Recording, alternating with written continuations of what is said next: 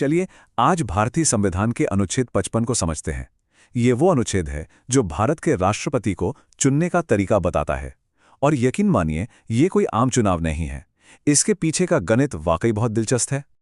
तो सबसे बड़ा सवाल यही है कि देश के पहले नागरिक का चुनाव असल में होता कैसे है, क्योंकि ये प्रक्रिया वैसी बिल्कुल नहीं है जैसा हम में से ज्यादातर लोग सोचते हैं।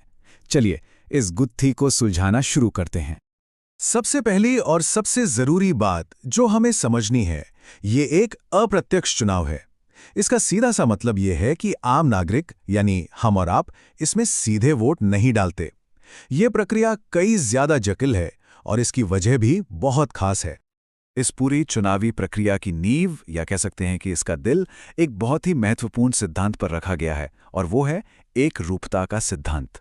हमारे संविधान निर्माता ये पक्का करना चाहते थे कि चुनाव पूरी तरह से निष्पक्ष हो और हर आवाज को सही वजन मिले।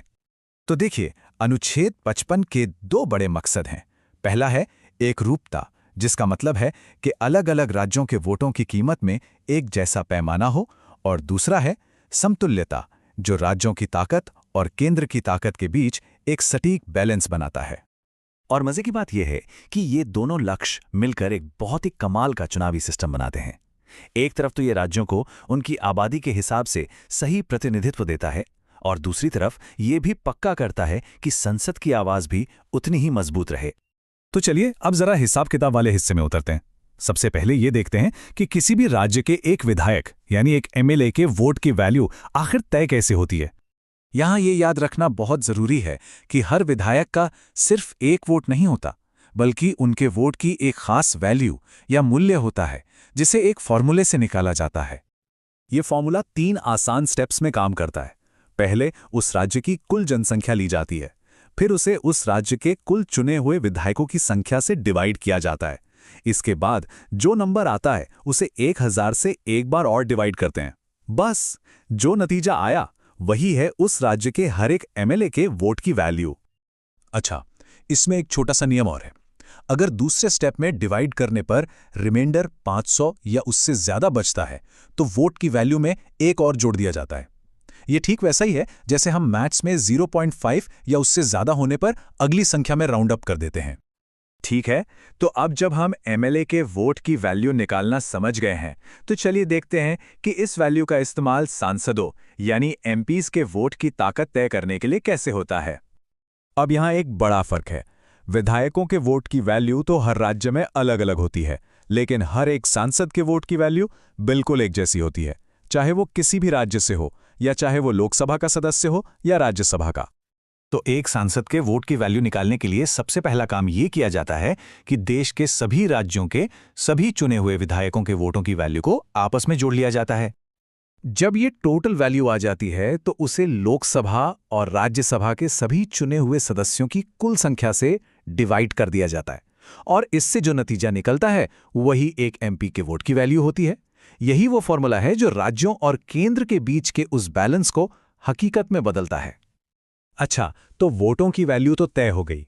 अब ये देखते हैं कि असल में वोटिंग और गिनती कैसे होती है और विनर का फैसला आखिर होता कैसे है। ये चुनाव सिंगल ट्रांसफरेबल वोट यानी एसटीवी सिस्टम से होता है। अब ये क्या चीज़ है? देखिए, इसमें वोट सिर्फ हाँ या ना में नहीं होता, बल्कि वोटर सभी उम्मीदवारों को अपनी पसंद के हिसाब से रैंक देते हैं कि ये मेरी पहली पसंद है, ये दूसरी पसंद, ये तीसरी, और इसी तरह। जीतने के लिए उम्मीदवार को एक कोटा हासिल करना होता है जो कुल वोटों की वैल्यू के 50% से ज्यादा होता है। अगर पहली गिनती में किसी को भी ये कोटा नहीं मिलता तब खेल दिलचस्प हो जाता है। जिस उम्मीदवार को सबसे कम पहली पसंद के वोट मिले हैं उसे रेस से बाहर कर दिया जाता है, लेकिन उनके वोट बेकार नहीं जाते। उन वोटों को वोट देने वालों की दूसरी पसंद के हिसाब से बाकी उम्मीदवारों में बांट दिया जाता है, और ये सिलसिला तब तक चलता रहता है जब तक कोई एक उम्मीदवार जीत का वो जादुई आंकड़ा पार नहीं कर लेता। और हां, ये भी जानना जरूरी है कि ये पूरी प्रक्रिया गुप्त मतदान से होती है। कौन किसे वोट दे रहा है ये पूरी तरह से गोपनीय रखा जाता है। अब आते हैं इस पूरी पहेली के आखिरी और शायद सबसे हैरान करने वाले हिस्से पर। यह हिस्सा जुड़ा है उन जनसंख्या के आंकड़ों से जिनका इस्तेमाल इस पूरे हिसाब किताब में होता है। तो सवाल यह है कि विधायक के वोट की वैल्यू निकालने के लिए कौन सी जनगणना के आंकड़ों का इस्तेमाल होता है? इसका जवाब आपको थोड़ा चौंका सकता है। राष्ट्रपति चुनाव की गणना में आज भी 1971 की जनगणना के आंकड़े इस्तेमाल होते हैं। जी हां, 1971। ऐसा इसलिए किया गया था ताकि जिन राज्यों ने परिवार नियोजन अपनाकर अपनी जनसंख्या को कंट्रोल किया, उन्हें राजनीतिक तौर पर इसका नुकसान न हो। 84वें संविधान संशोधन के जरिए इस नियम को साल 2026 के बाद होने वाली पहली जनगणना तक के लिए फ्रीज कर दिया गया था। और यही बात हमें एक बहुत बड़े सवाल पर लाकर छोड़ देती है। जब 2026 के बाद नई जनगणना के आंकड़े आएंगे तो राष्ट्रपति चुनाव की ये पूरी गणित कैसे बदल जाएगी? राज्यों की शक्ति का संतुलन किस तरह से एक नया आकार लेगा? ये एक ऐसा सवाल है जो आने वाले सालों में भारतीय राजनीति को बहुत ज्यादा प्रभावित करने वाला है।